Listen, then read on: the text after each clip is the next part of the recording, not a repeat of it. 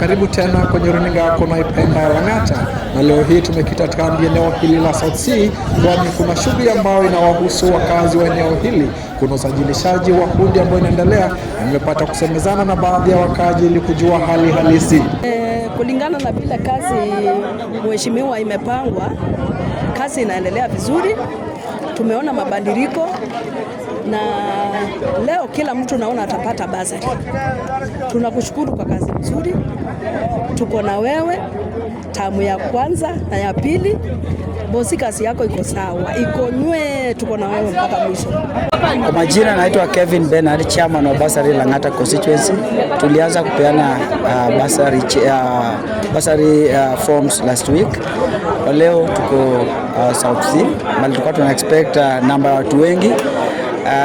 Kwa saa hii tunaona verification na kila kitu kinaendelea vizuri.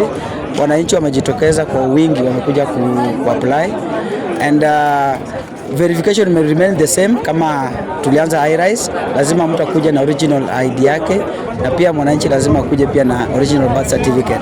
Hiyo original birth certificate inatusaidia kukagua ile photocopy, ku make sure ni original ndio anatumia. Cause kitambo wananchi walikuwa wanaenda kwa cyber na wanatengeneza birth certificate ili apply. So unapata at the end of the day audit akikuja wanapata kama kuna mwenye apply na fake birth certificate. Hiyo ndio maana tunataka original birth certificate mwananchi akuje nayo.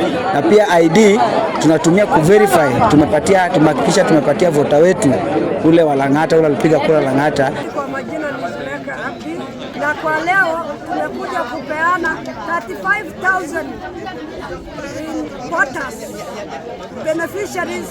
Tunapea hawa bazari, na tumeanza kituo, tumefungua saa 11 ya asubuhi. Kuna president 2 term, Mheshimiwa Jalas 2 term. Sasa sisi tuko happy, na kuna ile aspirant the youngest kwa CDM anaitwa Kevin Bernard. He's an aspirant, tunamsaidia apate Mugumaini ward. Yeye ndio youth. So inshallah 2027 tunasema kila kitu, sisi tuko broad based government.